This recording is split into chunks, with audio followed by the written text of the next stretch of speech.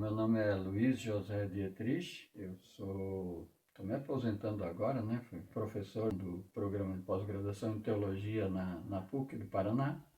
Minha formação básica é farmácia e bioquímica, mas eu virei teólogo e biblista por conta do movimento das comunidades eclesiais de base, a leitura popular da Bíblia, e foi por aí que eu fiz a minha vida adulta e profissional. Bem, convido vocês para verem um pouquinho sobre meus livros, né, minha biblioteca e falar de algum deles. O livro básico que eu levaria, colocaria, né, teria que ter uma Bíblia. Toda a minha história foi em cima da Bíblia, então o livro que eu levaria seria a Bíblia e essa Bíblia que eu ajudei a produzir. Então essa com certeza estaria no pacote aqui. Né? Outro livro importante, então, na minha formação, aí teria que escolher uma, né, das gramáticas do hebraico, porque consegui aprender o hebraico para poder ler a Bíblia, no original, né, que é esse livrinho aqui. Então levaria ela também, né? Levaria ela também. E claro, na história também foi importante as gramáticas, todas as gramáticas, então vou escolher uma aqui como símbolo de várias outras, ou até vou pegar um dicionário, eu acho. Um dicionário do hebraico, vou pegar um dicionário que eu usei, né? Pronto, já está quase cheio. E outro livrinho muito importante aqui nessa caminhada foi agora mais recente, né, com toda a mudança na forma de fazer arqueologia de Israel, que também foi uma coisa que me mudou bastante, porque eu fui depois 6 vezes lá para Israel, participar de escavações, inclusive. É esse aqui que chama-se A Bíblia Desenterrada. A Bíblia Desenterrada. E por último eu levaria esse aqui também, que é um que eu ajudei a escrever sobre a história de Israel, apesar que é um pouco como eu entendo o pano de fundo histórico onde a Bíblia nasceu. Né?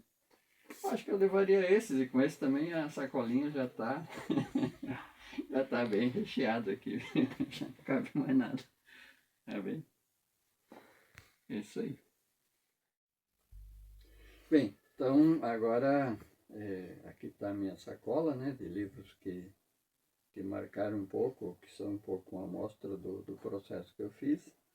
E podemos agora conversar um pouquinho sobre cada um deles, né? Convido vocês a escutarem um pouquinho sobre esses livros e também sobre a minha história a partir deles, com eles. Então, um livro que para mim foi importante é a Bíblia. Eu só peguei uma Bíblia na mão pela primeira vez quando eu já tinha 21 anos de idade. E esse livro mudou a minha vida, né? Não tanto o livro em si, mas os grupos que me trouxeram a Bíblia e o momento também, que foi no ano 1976. Aí esse livro ele acabou me envolvendo nas lutas para a derrubada da ditadura militar e para a criação de um poder democrático, popular no país. Né? Então, esse, na minha vida, foi um livro que é um divisor de água. Né? Eu pensava uma coisa antes de conhecer a Bíblia, antes de entrar nos grupos de leitura popular da Bíblia, de comunidades eclesiais de base, da teologia da libertação, e sou outro hoje, né? Tanto que quando eu entrei, estava começando o curso de farmácia e bioquímica, mas quando terminei o curso de farmácia e bioquímica, eu estava tão envolvido com movimentos de pastoral e de leitura popular da Bíblia, a Bíblia como um caminho de libertação, né? É que eu mudei de área. Então, a parte da farmácia e bioquímica ficou para trás, como uma formação importante, mas eu mudei de área e fui para essa área da teologia e da Bíblia. Aí dentro do movimento bíblico, né, foi importante o Centro de Estudos Bíblicos, o CEBI, que é uma organização então que ajudava a gente para fazer esse tipo de leitura da Bíblia, que na verdade é uma mistura de educação popular, evangelização, teologia, Bíblia, política, né? Então a gente era uma junção de trabalhar a Bíblia como se fosse trabalhar a Bíblia com o método Paulo Freire, né? E aí isso eu acabei indo então para um curso de pós-graduação em Bíblia, eu saí da farmácia e bioquímica e fui para uma pós-graduação em Bíblia, sem ter feito a graduação em teologia, tá?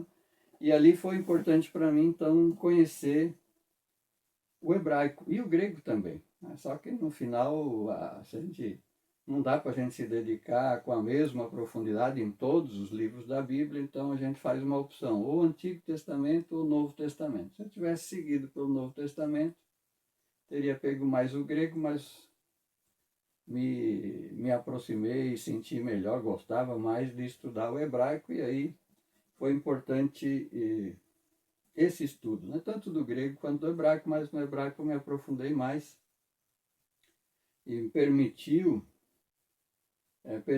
ler a Bíblia nos textos na língua original, né? E que também é muito importante porque a gente passa a ter um pouquinho mais de independência em relação às traduções e, e percebo hoje, né, que as traduções são muito influenciadas pela doutrina dos tradutores ou então das instituições que patrocinam a tradução. Geralmente é um processo demorado e relativamente caro. Então, as traduções que nós temos, eu posso dizer isso com bastante propriedade hoje, né? Elas não refletem o que está escrito no texto nas línguas originais, especialmente no hebraico do Antigo Testamento, né? Porque eu participei então do processo de revisão dessa que se chama, hoje ela se chama Bíblia Pastoral, mas em 2014 ela foi publicada como Nova Bíblia Pastoral. E aí eu trabalhei em todo o Pentateuco, né? Todo o Pentateuco ficou a meu encargo, então fiz a revisão de toda a obra do Pentateuco. Pela primeira vez na vida eu li todos os versículos no hebraico, no grego e em várias traduções em português e pude perceber então o quanto as traduções escondem diversos aspectos importantes da cultura e das religiões do povo de Israel, o povo que originou a Bíblia e de onde vai sair também o cristianismo, né? Muitas dessas traduções, por exemplo, elas estimulam as leituras intolerantes da Bíblia, a intolerância contra grupos religiosos que usam imagens, né? Especialmente as religiões dos povos africanos, né? Elas são levadas assim a maneira como se traduz a Bíblia, como se mostra, né, o mundo religioso do povo de Israel, escondendo que eles também usavam imagens, que eles também cultuavam seus ancestrais, né? E além de esconder, demoniza, porque introduz conceitos, introduz palavras na tradução que não estão presentes nos textos nas línguas originais, levando a esse cristianismo fundamentalista, intolerante que muitos de nós conhecemos, né? Então, todo o aparato do hebraico também foi muito importante na minha história. Hoje existem programas como esse aqui, que se chama Bible Works, que tem já muita coisa, né, que no meu tempo a gente tinha que decorar, mas hoje existem aplicativos de computador que facilitam um pouco as coisas, né? Então, o hebraico, a Bíblia hebraica, vão nessa linha aí, né? E depois, então, na sequência, mais recentemente, quer dizer, nos últimos 15 anos, né, a parte da arqueologia tem me impactado bastante. Então eu levaria também esse aqui, que é um dos clássicos, né, da discussão da relação entre arqueologia e Bíblia, numa nova relação. Porque a arqueologia nas terras da Bíblia, lá na Palestina, já está sendo feita desde o ano 1900. Quer dizer, na virada do 1800 para o 1900 começaram as escavações arqueológicas. As escavações arqueológicas, elas começaram, inclusive, com uma perspectiva fundamentalista, quer dizer, nas academias, depois do Renascimento, depois da Revolução Francesa, as academias se debruçaram no estudo da Bíblia, independentes da hierarquia religiosa, e começaram a ler a Bíblia de uma forma mais crítica, assim como estudavam os clássicos da filosofia grega, a Odisseia, a Ilíada, né? Como era estudada criticamente, eles passaram a usar as mesmas ferramentas que usavam para estudar outros clássicos da antiguidade, para estudar também a Bíblia. E aí começou a se desmontar a leitura fundamentalista, quer dizer, começou a se perceber a história humana da Bíblia, a humanidade do texto bíblico, né? E começou a se ver que o texto é fruto daquela cultura, daquela história.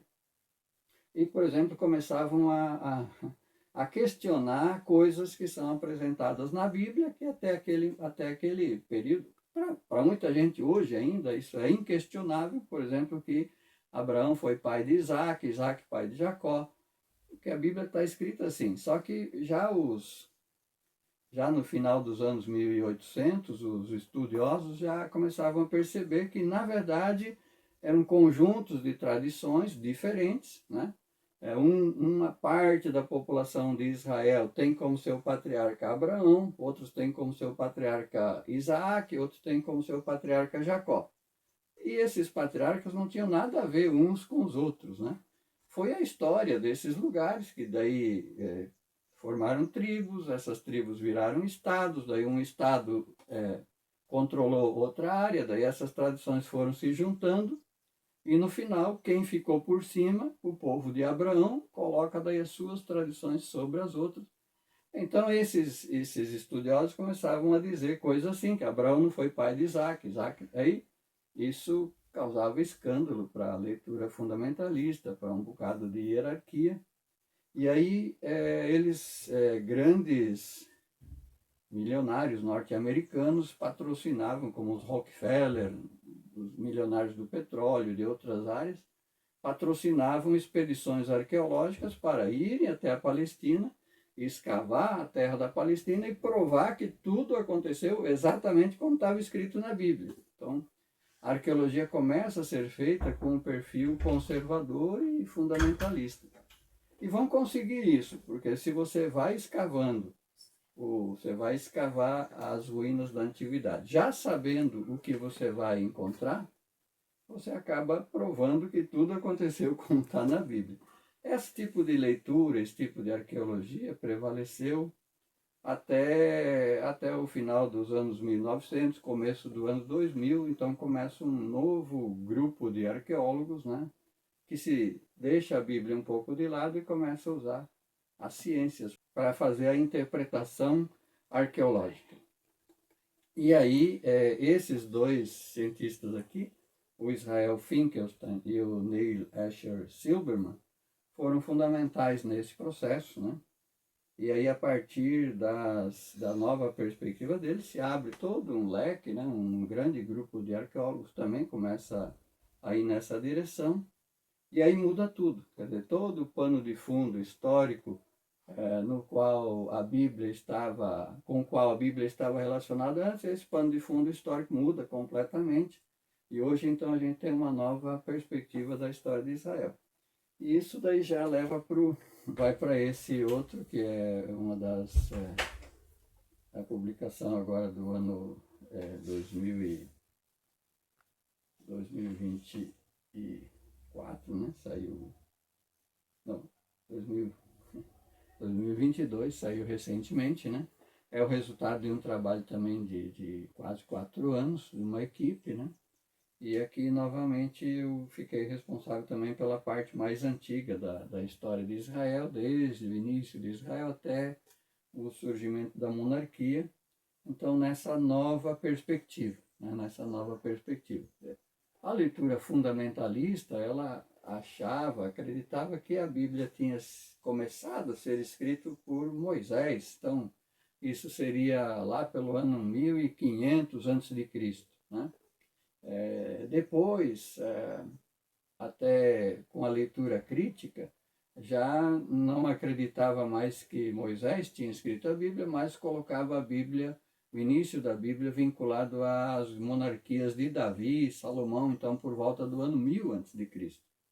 Mas a nova arqueologia vai mostrar que nesse período, por volta do ano 1000 até o ano 900, a região de Jerusalém, de Judá, era muito pobre, muito pequeno, muito pouco habitada e não tinha nem por que escrever grandes obras literárias e nem por que escrever uma obra literária que envolvesse tanto a história de Judá como a história de Israel, porque não havia relação política entre esses dois grupos, né? Então, hoje a gente acredita que essa história ela começou a ser escrita por volta do ano 700, 600 antes de Cristo, né? Então, significa que tudo que a Bíblia nos fala das suas origens, né, de Abraão, Isaac, Jacó, o Êxodo, Moisés, tal, a Terra Prometida, né, tudo isso foi escrito séculos depois do que teria acontecido, né? Então, o que a gente tem ali é uma forma como esses sacerdotes, escribas e reis, né, queriam que a história fosse contada. Então, hoje a gente tem toda uma releitura, né, de como, então, de fato, teria sido a história de Israel, já que aquela história que aparece na Bíblia não tem a ver com a história, né? Tem a ver com como a história era contada 400, 500 anos depois que aconteceu. E aí sai então esse livrinho aqui. Nós fizemos ela numa equipe grande, a mesma equipe que trabalhou na Bíblia Pastoral. E é isso aí. E hoje estou por aí, né? Hoje aqui teria que talvez entrar mais algum livrinho aí, seria da questão do colonialismo, decolonização, porque isso foi outra coisa que me abriu a perspectiva também, que grande parte da Bíblia, então, como começou a ser escrito por reis, né, como é uma leitura oficial da história. Então, ela também tem esse aspecto de legitimação dos projetos, dos interesses daquela classe dominante que estava no poder quando os textos foram escritos, né? E aí isso hoje, então, leva a gente a perceber que tem uma teologia oficial, que em última análise seria a teologia das pessoas que condenaram Jesus à cruz, e você tem uma outra camada, uma outra corrente de teologia na Bíblia também, que é aquela teologia que alimentava e da qual Jesus se nutriu, né? Então são teologias conflitantes. Então hoje a gente está na leitura decolonial, tanto da Bíblia como do cristianismo, né? Porque aí a gente começa a perceber também que o cristianismo, como nós temos hoje, na maioria das versões, ele é resultado dessa grande cadeia de impérios, né? O cristianismo como religião oficial de impérios, né? Começa a ser desenvolvido, organizado como religião oficial do Império Romano, depois do Império Bizantino, e a partir daí vai para os outros impérios, né? Os impérios que chegaram aqui, Império Inglês, Império Espanhol, Império Português. E até hoje o cristianismo dominante, ele tem muitas marcas, profundas marcas, dessa sua relação com impérios colonialistas, dominadores, né? Então hoje eu trabalho essa perspectiva numa leitura decolonial da Bíblia, da teologia da Bíblia e também do cristianismo. Então, em poucas palavras, em poucos livros é isso. Mas é uma história que já vai tendo aí os seus 50 anos de história, né? Isso aí. o desafio, né, que esse projeto apresenta para a gente é escolher, é botar esses livros numa bolsa pequena, né? Esse pedaço assim é levar uma mala bem maior, com mais livros, né? Mas esses são os que são importantes. Talvez, se eu pensasse melhor, com mais tempo, certamente colocaria algum outro, né, no lugar, mas esses aí acho que foram os fundamentais para mim, né? Como eu disse assim, esse processo ele está junto com a mudança na minha vida. Eu, quando saí do interior para vir para... Né, eu nasci em Blumenau, mas com menos de um ano de idade fui para Presidente Getúlio. Depois saí de Presidente Getúlio com 13, 14 anos, voltei para Blumenau para fazer o segundo grau. E terminando o segundo grau de Blumenau, vim para Florianópolis fazer a faculdade. Mas isso aí, o meu projeto de vida nesse momento, eu não tinha nenhum conhecimento da história do Brasil, só o básico que a gente aprende na escola, né? E não tinha nenhuma consciência política, quer dizer, a minha preocupação era me formar, ter um bom emprego, ganhar dinheiro, uma casa na praia, uma casa na cidade, família, e viver bem. Isso aí era tudo que eu sonhava, né? E aí foi esse movimento, com Bíblia, os movimentos. A Bíblia me levou para os movimentos populares, movimentos sociais, e aí foi ampliando a minha cabeça. E aí exigia leitura para a gente conhecer mais o mundo, né? Conhecer a própria história do Brasil, conhecer a história da América Latina. Então, um livro que poderia estar nessa bolsa é As Veias Abertas da América Latina, né? Que me ajuda a perceber isso, como nós, os desenhos dos nossos povos, o desenho do nosso mundo, é fruto do colonialismo, é fruto de relações de poder que estão dentro de cada país e também fora. Então, os livros abrem essa janela para o mundo, né? Janela para a história. Eles permitem tanto ver o passado, como é a coisa da arqueologia, como permitem ver o presente, e nos ajudam a sonhar, né? Montar os sonhos para o futuro. Então, eu sou muito grato, muito feliz, né? Por ter tido essa história e sinto que eu sou quem eu sou hoje, né? É graças a esse, a esse livro. E a Bíblia foi isso, quer dizer, a Bíblia foi também um livro que ajudou a gente a ir para os movimentos populares, e lá no meio da favela, né, eu vi como também muita gente se interessava, por exemplo, na leitura, porque queriam ler a Bíblia. Eram pessoas, né, pobres que participavam da igreja, e nessas igrejas se usava a Bíblia, se falava a Bíblia, e o pessoal não sabia ler, então queria aprender a ler para poder ler a Bíblia, né? E aí a gente entrava com o Paulo Freire, que dizia, né, ler a palavra e ler o mundo ao mesmo tempo, né? Então, isso aí. Para mim, a leitura da Bíblia foi essa maneira, né, de ler o mundo, abriu para ler o mundo. E claro, aí vai outros livros, né? Você vai vendo que a Bíblia não explica tudo, a Bíblia não tem tudo, mas ela foi, para mim, né, na minha história, ela foi esse momento de me jogar para... Isso, a Bíblia em si mesmo é uma biblioteca, né? A palavra Bíblia em grego significa livros, né? Ele é o plural de biblion, né? Então, já significa livros, né? E ela abre para outros livros, porque você precisa conhecer a história de Israel, a história dos livros, a história dos personagens, vai indo. Então, só que no meu caso, além da Bíblia, eu fui também para os movimentos sociais e que daí exigia outras leituras, né, a respeito da nossa realidade aqui no Brasil. É isso, né? Então hoje eu vivo aqui rodeado de livros, já saíram muitos livros aqui, mas na mesma medida que sai alguns, entra outro, e assim a gente vai indo.